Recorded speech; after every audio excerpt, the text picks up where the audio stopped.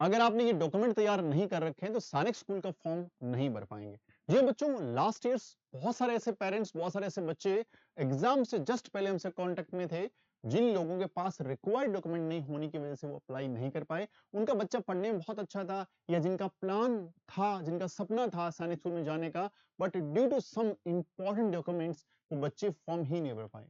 तो ऐसी सिचुएशन इस बार किसी पेरेंट्स, किसी बच्चे के साथ ना हो, तो एप्लीकेशन फॉर्म आने से पहले ये वीडियो जरूर देख लें आप लोग, या आने के बाद भी इस वीडियो को देखें और रिक्वायर्ड जो डॉक्यूमेंट्स उनको तैयारी रखें। क्योंकि कुछ ऐसे डॉक्यूमेंट्स हैं, कुछ ऐसे दस्तावेज हैं जिनको हैंड टू हैंड नहीं बनाया जा सकता। एग्जाम्पल फॉर, बच्चे का फोटो है, आप क्लिक करके किसी भी टाइम 5 मिनट के अंदर वो डॉक्यूमेंट तैयार कर सकते हो, थंब इम्प्रेशन तैयार कर सकते हो, सिग्नेचर ले सकते हो। लेकिन कुछ ऐसे डॉक्यूमेंट है जिनके अंदर 10-15 दिन से लेकर के 1 से 2 महीने भी लग जाते हैं।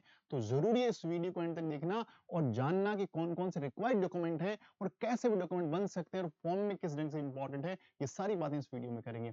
Welcome you all at the Gurukul institutes online platform. आइए बच्चों, बात करेंगे हम लोग सैनिक स्कूल के लिए जो रिक्वायर्ड डॉक्यूमेंट्स है। बहुत ध्यान से सुनना है, नोट डाउन कर लेना है और डॉक्यूमेंट्स को आपको तैयार करके टिक मार्क कर लेना, भाई ये डॉक्यूमेंट हमारे पास हो गए। सबसे पहला डॉक्यूमेंट क्या है? Scan image of the candidate photograph. भाई बच्चे का फोटो चाहिए, कोई दिक्कत नहीं है। बच्चे का फोटो है तो भी कोई दिक्कत नहीं है, नहीं है तो एंड टाइम पर पे आप बच्चे का फोटो क्लिक करके प्रिंट आउट निकाल सकते हैं, उसको स्कैन करके चाहिए। ये साइज है, ध्यान रखना, ये साइज 10 केबी से 200 केबी के बीच में, और फॉर्मेट कैसा होना चाहिए? जेपीजी फॉर्मेट होना चाहिए। ये दोनों चीजें बहुत इंपॉर्टेंट है। अब ऐसे बहुत सारे बच्चे, ऐसे बहुत सारे पेरेंट्स होंगे जिनको ये वाली बात और ये वाली बात समझ नहीं आएगी, हाँ फोटो वाली बात समझ में आ गई। कोई चिंता करने की जरूरत नहीं है, आपने तो फोटो रख लेना है तैयार करके, और हमारे डैशबोर्ड नंबर पे कॉल करके अपने बच्चे का नाम लिखवा देना है। जिस दिन फॉर्म आएगा उस दिन हम पूरी जानकारी आपको देंगे। आप नहीं कर पाएंगे तो ये सारे काम हमारी टीम आपके लिए करेगी। आपको अश्योर करता हूं, हमारे पास यदि 500, 1000, 2000, 5000 भी फॉर्म के लिए आएंगे, सारे फॉर्म हम खुद बैठ के प्रॉपर ढंग से पूरी टीम बिठा के भरवाएंगे। हाँ, उसके थोड़े चार्जेस होंगे, लेकिन वो आपके फॉर्म को कंप्लीट हम लोग भरवाएंगे। तो उसके लिए भी चिंता नहीं है, डैशबोर्ड नंबर को नोट कर लीजिए, ये नंबर हमारे साथ काम आएंगे और इसी से सारी जानकारी आपको मिलती रहेगी। अगला है कैंडिडेट का सिग्नेचर, यानी हस्ताक्षर। इसको भी स्कैन कर लेना आप लोगों ने, और कितना होना चाहिए? 4 केबी से 30 केबी के बीच में, और जेपीजी फॉर्मेट इसका होना चाहिए भाई। अगला है थंब इंप्रेशन, यानी अंगूठे का निशान। जनरली लेफ्ट हैंड यानी दाहिना हाथ का अंगूठा लिया जाता है। लिखा हुआ है candidates left hand thumb impression, size दे रखा है। बोल रहा है कि इन केस ऑफ कोई ऐसी दिक्कत है कि लेफ्ट हैंड नहीं लग सकता, चोट आ गई है, कोई प्रॉब्लम है, तो आप राइट थंब का भी दे सकते हो, यानी आप अपने बाएं अंगूठे का चिन्ह भी जो स्कैन करके, मतलब उसका जो थंब इंप्रेशन है, जो इंप्रेशन है, वो दे भी सकते हो। पहले तो ये करिए। यदि कोई ऐसे सर्कमस्टांसेस है कि यहाँ पे चोट है या नहीं लग सकता, या इसके फिंगरप्रिंट्स नहीं आ रहे, तो आप ये ले लीजिए, कोई दिक्कत नहीं है। ये 3 डॉक्यूमेंट ऐसे हैं जो आपके पास 1 सेकंड में, या यूं बोलो तो हैंड टू हैंड बन सकते हैं। अब कहानी आती है इंपॉर्टेंट डॉक्यूमेंट्स की। सबसे पहला है date of birth certificate, issued by the authority जो होती है वहां से इशू होना चाहिए। ग्राम पंचायत होगी अपनी, या फिर नगर निगम हो गया, आपके एकदम ऑथराइज्ड जो ऑर्गेनाइजेशन है वहां से अप्रूव होना चाहिए। इसको हिंदी में बोलते हैं जन्म प्रमाण पत्र। बहुत सारे ऐसे पेरेंट्स के फोन हमारे पास आते भी हैं कि सर, बच्चे के बर्थ के टाइम में नॉलेज नहीं था, या किसी सरकारी अस्पताल में हो गया था, बच्चा घर पे हो गया था, क्योंकि गांव में दूर दराज के फोन, बहुत सारे फोन्स आ ही जाते हैं जिनको इन बारे में पता नहीं होता। बिल्कुल चिंता करने की जरूरत नहीं है। आप लोगों को अपने स्टेट, अपने जिले, अपने तहसील के अंदर जाना है, और जो भी कोई भी गवर्नमेंट ऑफिस है वहां जाके इसके बारे में जानकारी लेनी है, तो वो सही ढंग से आपको जानकारी दे देंगे। फिर भी जानकारी नहीं मिलती है तो जो भी आपके आसपास में साइबर कैफे वाले होते हैं, जो भी ये ई मित्रा वाले होते हैं, वहां पे जाइए, वहां पे जाकर के अपनी प्रॉब्लम बताइए। जनरली वहां पे चीजें तैयार हो जाती है, और नहीं भी होती तो वहां से अपने को रास्ता मिल जाता है। फिर भी कोई दिक्कत आती है तो हमारे डैशबोर्ड नंबर पे कॉल करेंगे तो हमारी टीम भी आपकी हेल्प करने की पूरी कोशिश करेगी। तो ये बना लीजिए, नहीं बनाए तो। अच्छा, बन गया है तो किन बातों का ध्यान रखना, मैं लास्ट में एक चीज और इंपॉर्टेंट चीज बताऊंगा कि बनने के बाद भी एक बहुत इंपॉर्टेंट चीज का ध्यान रखना है। वीडियो को एंड तक देखना, बहुत इंपॉर्टेंट चीज रिवील करने वाला हूं। देखिए, डोमिसाइल सर्टिफिकेट, जिसको हम लोग हिंदी में मूल निवास बोलते हैं, रेजिडेंशियल सर्टिफिकेट बोल सकते हैं कई बार इसको। तो ये डॉक्यूमेंट जरूर से तैयार कर लीजिएगा। ये डॉक्यूमेंट यदि नहीं बना हुआ है, क्योंकि इस डॉक्यूमेंट के बिना आप जो है सैनिक स्कूल का फॉर्म अप्लाई ही नहीं कर सकते। क्यों नहीं कर सकते? क्योंकि वहां पे एक बेसिक कैटेगरी होती है होम स्टेट और अदर स्टेट। जब तक आपके पास ये डोमिसाइल ये बात प्रूफ नहीं कर देता कि मिस्टर एक्स जो है, जो बच्चा है, वो इस पर्टिकुलर स्टेट से, इस पर्टिकुलर राज्य से बिलोंग करता है, तब तक वो पेरेंट्स अपने जो फॉर्म को है, किसको होम स्टेट मानेंगे? तो ये डॉक्यूमेंट बहुत इंपॉर्टेंट है। यदि नहीं बनाए तो उसको तैयार कर लीजिए। और ये भी आपको जो मैंने प्रोसेस बर्थ सर्टिफिकेट के लिए बताया था, सेम प्रोसेस पे जाइए। कोई दिक्कत आ रही है, आसपास में ई मित्रा है, गवर्नमेंट ऑफिस में पता करिए, 100% बन जाएगा। अगला, ये एप्लीकेबल है तो कास्ट, कम्युनिटी या कैटेगरी सर्टिफिकेट इफ एप्लीकेबल।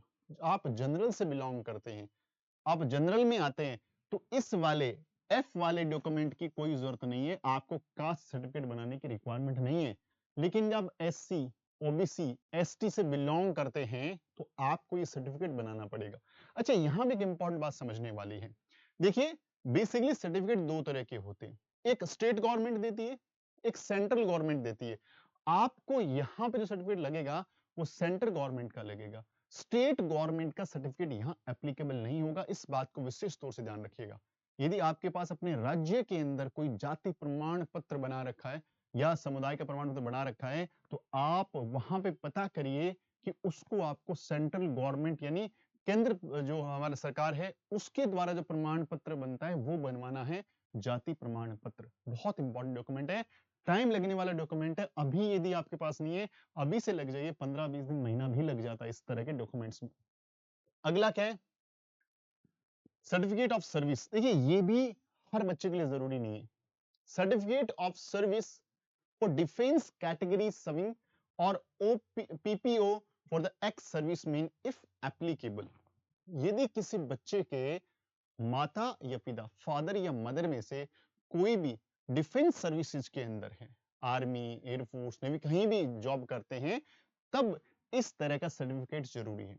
जिनके फादर या मदर डिफेंस में है ही नहीं, किसी दूसरी जॉब में है, बिजनेसमैन है या कोई भी काम कर रहे हैं छोटा मोटा, तो उनके लिए ये वाला डॉक्यूमेंट जरूरी नहीं है, उनको बनाना नहीं है। तो जो है सर्विस सर्टिफिकेट में, तो जो है सर्विस के अंदर, तो उनको एक सर्विस सर्टिफिकेट बनाना है। बहुत सारे हमारे फौजी भाइयों का फोन आता है, कहाँ से बनता है? वो आप ही की कंपनी, आप ही के जो ग्रुप है वहां पे सीओ साहब इसको बना सकते हैं, वहां जाके पता करेंगे, आपका एक ही दिन में काम हो जाएगा। और जो लोग रिटायरमेंट ले चुके हैं, जिनको हम लोग एक्स सर्विसमैन बोलते हैं, उनको पीपीओ सर्टिफिकेट तैयार करना है, ये उनके पास मिलता है, और नहीं है तो चेक करेंगे तो आपको दोबारा इशू भी ये हो जाता है। ये इंपॉर्टेंट डॉक्यूमेंट हो गए। अब ये जो है ये भी कैटेगराइज है, सबके लिए जरूरी नहीं है। Certificate from the principal certifying that the applicant is studying in approved new Sainik school. ये जो डॉक्यूमेंट है, ये उन बच्चों के लिए है जो अभी हाल फिलहाल अपनी 5th क्लास या 6th क्लास या 8th या 9th, यानी रनिंग के अंदर नए वाली सैनिक स्कूल का पार्ट है। नए वाली सैनिक स्कूल का मतलब ये हुआ, टोटल 73 सैनिक स्कूल्स हैं, जिसमें से 33 जो सैनिक स्कूल जो पुरानी है, और 40 इन 2-3 सालों 4 सालों में बनी है। तो यदि उन 40 स्कूलों में कोई बच्चा पढ़ रहा है, तब उसको अपने स्कूल के प्रिंसिपल के पास जाकर के एक सर्टिफिकेट बनाना पड़ेगा, जो प्रिंसिपल ये सर्टिफाइड करके देगा कि यस, ये जो बच्चा है एक्स, ये हमारी स्कूल के अंदर पढ़ता है, इसका डेट ऑफ बर्थ ये है, इसकी क्लास ये है, इसकी एडमिशन का टाइम डेट ये है, रोल नंबर ये है, और ऊपर फोटो लगा हुआ, सिग्नेचर और स्टैंप, और नीचे भी सिग्नेचर एंड स्टैंप लगेगा प्रिंसिपल साहब का। तो एक सर्टिफिकेट हो जाएगा उन बच्चों के लिए जो बच्चे अभी फिलहाल नए सैनिक स्कूल में पढ़ रहे हैं। ठीक है, तो दोबारा से एक बार रिकैप कर लेते हैं, ऐसे कौन कौन से डॉक्यूमेंट सबके लिए जरूरी है। सबके लिए जरूरी वाले डॉक्यूमेंट मैं बता दूं आपको, लास्ट में बहुत इंपॉर्टेंट चीज बताने वाला हूं। ये सबके लिए जरूरी है, सबके लिए जरूरी है, सबके लिए जरूरी है, सबके लिए जरूरी है, सबके लिए जरूरी है। ये 5 डॉक्यूमेंट हर बच्चा तैयार रखे। ये डॉक्यूमेंट सिर्फ वही बनाए जो एससी, एसटी, ओबीसी से बिलोंग करते हैं। ये वही बनाए जिनके फादर या मदर आर्मी पर्सन्स हैं, यानी डिफेंस के अंदर सर्विस करते हैं। ये वही बनाइए जो बच्चे नए वाली सैनिक स्कूल में फिलहाल पढ़ाई कर रहे हैं, तो ये 3 ऐसे डॉक्यूमेंट हैं जो एप्लीकेबल हैं अलग-अलग सिचुएशंस के लिए, तो वो आपको देखना पड़ेगा। अब जो सबसे इंपॉर्टेंट बात है, बहुत सारे पेरेंट्स जैसे वीडियो देखा स्किप मार देते हैं। सारे बने हुए कोई रिक्वायरमेंट नहीं है। फॉर्म भरते हैं, फॉर्म के टाइम जब फॉर्म भर रहा होता है या फॉर्म भर जाता है, उसके बाद उनको याद आती है छोटी-छोटी बातें कि सर आधार कार्ड में तो मेरे बच्चे के नाम की स्पेलिंग ये है, जन्म प्रमाण पत्र यानी डेट ऑफ बर्थ सर्टिफिकेट में अलग है और डोमिसाइल में अलग है। सर मेरे बच्चे का डेट ऑफ बर्थ में मिसमैच है, फादर नेम में मिसमैच है, मदर नेम के अंदर मिसमैच है। ये सारी चीजें हम लोग एकदम एंड में जाके बहुत सारे पेरेंट्स तो तब जाके पता करते हैं जब उनके बच्चे का सिलेक्शन हो गया। अब डॉक्यूमेंट वेरिफिकेशन है 3 दिन के बाद, अब उनको पता लगता है। अब वो पूरे एकदम क्योंकि डॉक्यूमेंट चेक करवाने तब गौर से देखते हैं। ये गलती आप ना करें, कम से कम ये वीडियो देख रहे हैं तो ये गलती ना करें। यदि आपने बना रखे हैं, बच्चे का आधार कार्ड रखिए, बच्चे का बर्थ सर्टिफिकेट रखिए, बच्चे का डोमिसाइल रखिए और सब में नाम की स्पेलिंग चेक करिए। नाम के साथ उनका स्पेस कितना है वो चेक करिए। फादर नाम की स्पेलिंग चेक करिए, मदर नेम की स्पेलिंग चेक करिए, आपका birth certificate birth date of birth क्या है वो चेक करिए।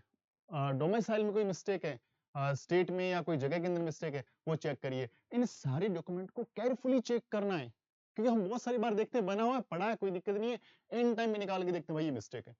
बाद में वो रेक्टिफाई नहीं हो सकती। अभी टाइम है, आप उनको रेक्टिफाई कर सकते हो। और रेक्टिफाइड यदि आपके पास डॉक्यूमेंट आ जाता है आपके डॉक्यूमेंट वेरिफिकेशन से पहले, तो वहां भी आप बोल सकते हो सर मैंने रेक्टिफाई करवा लिया है। लेकिन एंड टाइम पे आप भागोगे तो कुछ भी नहीं होने वाला है। तो ये इंपॉर्टेंट बात थी सैनिक स्कूल के रिगार्डिंग। उम्मीद करता हूं इस वीडियो में सैनिक स्कूल के डॉक्यूमेंट्स को लेकर के आपकी सारी चीजें एकदम क्लियर है।